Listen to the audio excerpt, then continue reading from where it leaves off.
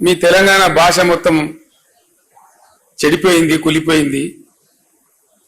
మీ తెలంగాణ భాషలో బాగా ఉర్దూ ఉంటుంది, మీది స్వచ్ఛమైన తెలుగు కాదు అని ఒక హేళన చేసినట్టుగా మాట్లాడుతూ మీరు సంస్కరించబడాలి, మిమ్మల్ని సంస్కరించడానికి మేము ఆంధ్ర ప్రాంతం నుంచి వస్తాం అంటే వీళ్ళు లేచి జై తెలంగాణ అని చెప్పి పిడికిలు బిగించి రాళ్ళు విసిరేసింది. విసిరేస్తే మొట్టమొదటి లాఠీ చార్జ్ అక్కడ జరిగింది వరంగల్లో ఆ విద్యార్థుల మీద. అంతకు ముందు కూడా ఖమ్మంలో కొంత జరిగింది, కానీ ఇది తెలంగాణ ఏర్పాటు అయిన తర్వాత ఖమ్మంలో జరిగింది. తెలంగాణ ఏర్పడక ముందు హైదరాబాద్ స్టేట్ గా ఉన్నప్పుడు జరిగిన సంఘటన ఇది. అక్కడి నుంచి ఆయన ఏ రోజుకైనా సరే తెలంగాణ తన అస్తిత్వాన్ని కోల్పోకూడదు, తెలంగాణ తెలంగాణగానే ఉండాలి అని మనసులో పూర్తిగా బాగా సంకల్పం తీసుకొని ఆయన జీవితకాలం అంతా కూడా పనిచేసిండు. ఎట్లా చూస్తే అట్లా, ఆయనకి ఎంత చేతనైతే అట్లా. ఆనాడు ఉన్నటువంటి ముఖ్యమంత్రి బ్రహ్మానంద రెడ్డి గారు స్వయంగా పిలిచి బెదిరిస్తే కూడా నేను ఊసి చేస్తామంటే చేయండి సార్, మీ చేతిలో అధికారం ఉంది, నేను మాత్రం తెలంగాణ పందా వీడే ప్రశ్నే లేదు అని చెప్పి నిలబడ్డ దీశాలు. అట్లా ఇంక అనేక సందర్భాలు, అనేక బెదిరింపులు, అనేక ఇది. ఒక తీయటి అనుభవం ఏంటంటే వారితోని వారు ఎంత అన్కాంప్రమైజ్డ్, ఎంత రాజీ లేని పోరాట పంద ఉన్న వ్యక్తి అంటే, సరే జరిగింది, జరుగుతా వచ్చింది, చరిత్ర అంతా జరిగింది, విలీనమైంది. విలీనం టైంలో సిటీ కాలేజ్ దగ్గర 7 విద్యార్థులను చంపేసినారు కాల్పులలో, అవన్నిటికి సాక్షి ఆయన. తదనంతరం తెలంగాణ ఉద్యమం కోసం కూడా పరితపించిన వ్యక్తి. 69లో ఉద్యమం వచ్చింది, చాలా ఉవ్వెత్తున ఎగిసిపడ్డది. చాలా మంది పెద్దలు పోరాటం చేసినారు, వాళ్ళని కూడా మనము సదా స్మరణీయులు. వాళ్ళు నా ముందు కూర్చున్నారు విజయసింహారెడ్డి గారు, నల్గొండ నాయకులు. వారి తండ్రి గారు బ్రహ్మాండమైనటువంటి కృష్ణారెడ్డి గారు ఆ రోజు పోరాటంలో అగ్రభాగంలో ఉన్నారు. నా పక్కన ఉన్న పోచారం శ్రీనివాసరెడ్డి గారు 69లో ఇక్కడ ఇంజనీరింగ్ కాలేజీ విద్యార్థిగా ఉంటూ పాలిటెక్నిక్ కాలేజీలో అనేక సార్లు లాఠీ దెబ్బలు తిని జైలుకు పోయినారు. ఇట్లా చాలా మంది గురించి చాలా మందికి తెలియదు. అనేకులు పనిచేసినారు, పని చేయలేదని ముచ్చట్లేదు. వారందరూ కూడా మనకు సదా స్మరణీయులు. వాళ్ళందరికీ మనం చేతి మొక్కాల్సిందే. ఉవ్వెత్తిన ఎగిసిపడ్డ ఆ ఉద్యమం కొద్దిగా పందా యొక్క లోపం వల్ల, వ్యూహ లోపం వల్ల అది ఘోరంగా విఫలమైపోయింది. విఫలమైన తర్వాత కూడా జయశంకర్ గారు తన పందా వీడలే. ఆయన రాస్తూనే ఉన్నాడు, సమీకరిస్తూనే ఉన్నాడు, ప్రతి సంవత్సరం బడ్జెట్లు అనాలిసిస్ చేస్తూనే ఉన్నాడు, తెలంగాణకు జరిగే అన్యాయాలను రికార్డు చేస్తూనే ఉన్నాడు. ఆ రోజుల్లో కంప్యూటర్ ఉండేది కాదు, కంప్యూటర్ వచ్చేదాకా, కంప్యూటర్ వచ్చిన తర్వాత కూడా ఆయన రికార్డు చేస్తూనే ఉన్నాడు. చేసి జరుగుతూ ఉండే. నేను అడిగిన ఒక రోజు, జయశంకర్ గారు 69లో ఘోరమైన వైఫల్యం వచ్చింది కదా, ఇంకో విచిత్రమైన విషయం మీకు గుర్తు చేయాలి నేను. ఇవి అవసరం, మనకు తెలియాల్సిన అవసరం ఉంది. మీరంతా ఈ స్టేజీ పైన కానీ కింద కానీ అతి ముఖ్యమైన నాయకులు ఉన్నారు కాబట్టి ఈ విషయం నేను మీతో పంచుకోవాలనుకుంటా ఉన్నా. 69 ఉద్యమంలో ప్రధానమైనటువంటి అంశం ముల్కీ రూల్స్, చాలా ప్రధానమైన అంశం.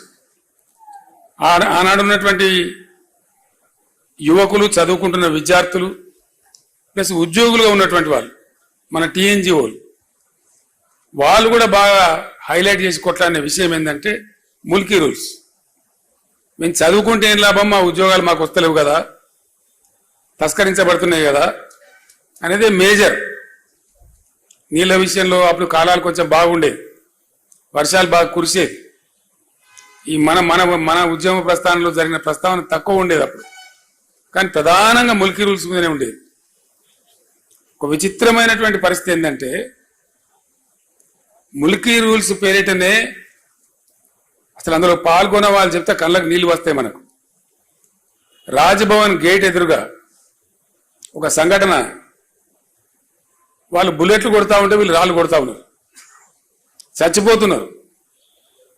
ఇంద్రవల్లిలో గిరిజనులు ఏ విధంగా కొట్లాడినరో పోలీసు తూటా వస్తా ఉంటే మరో 10 మంది ఉరుకుతా ఉన్నారు. తూటా గదురుగా తూటా వస్తుంది, నేను చస్తా అని తెలిసి కూడా అంత ఆవేశపూరితంగా ఉద్యమం జరిగింది.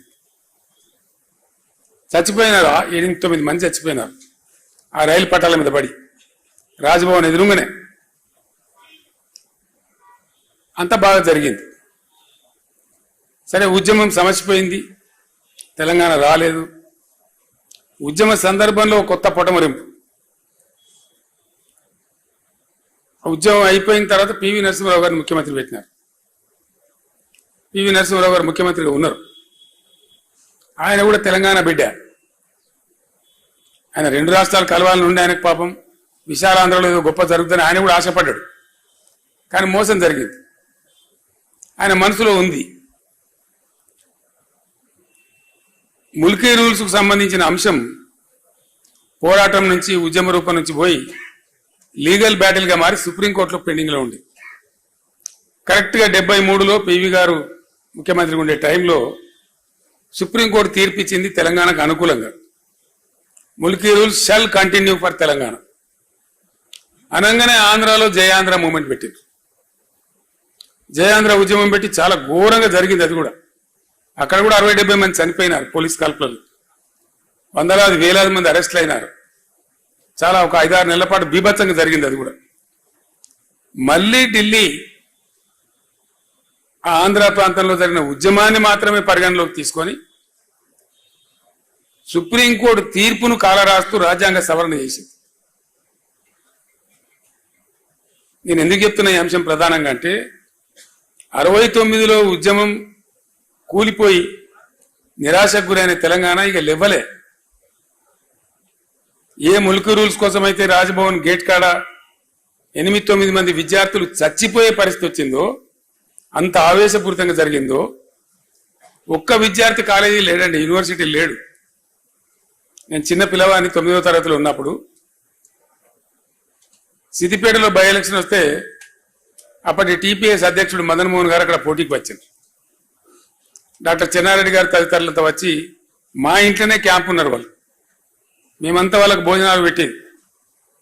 పెద్దలు వస్తే మన ఇళ్లలో జనరల్గా ఇంటి వాళ్ళతోనే వడ్డిస్తాం కదా, అట్లా వడ్డించండి, నా చేయితో వడ్డించండి. నేను చెన్నారెడ్డి గారికి, రాజారాం గారికి, రాజమల్లు గారికి, అంజయ్య గారికి, ఆనాటి చెన్నారెడ్డి గారి ఉద్యమ సహచరులు ఎందరైతే ఉండరో నేను వడ్డించిన వాళ్ళందరికీ. అట్లా జరిగింది. ఆ టైంలో ఉప ఎన్నికలు కూడా గెలిచినారు. ఇక్కడ నారం జనార్దన్ రావు గారు గెలిచినారు, సిద్దిపేటలో మదన్ మోహన్ గారు గెలిచినారు, చెన్నారెడ్డి గారి నాయకత్వంలో 14-11 ఎంపీలు గెలిచినారు. అయినా కూడా ఆనాడు ఉన్నటువంటి ఇందిరాగాంధీ కనికరించలేదు. కానీ మళ్ళీ అదే ఆంధ్ర ప్రాంతంలో ఉద్యమం వస్తే సుప్రీంకోర్టు తీర్పును కూడా కాలరాసి కర్కశంగా రాజ్యాంగ సవరణ చేసి ముల్కీ రూల్స్ రద్దు చేసినారు.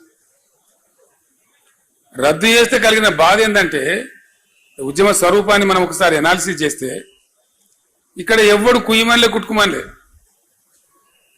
అంత నిస్తేజం అయిపోయింది తెలంగాణ. అసలు మాట్లాడిన లేడు. ఆనాడు ఆమోస్ గారు అని చెప్పి టీఎన్జిఓ నాయకుడు ఉండేవాడు, టీఎన్జిఓ అధ్యక్షుడు. ఆయనను కూడా చాలా భయంకరంగా వేధించినారు. పీడీ యాక్ట్ పెట్టినారు, ఉద్యోగం తీసేసినారు, ఎక్స్పైల్ చేసినారు, నెలల తరబడి జైల్లో పెట్టినారు. కానీ ఆయన రాజీ పల్లె. ఆమోస్ గారు కూడా, ఆయన కూడా గొప్ప పోరాట యోధుడు.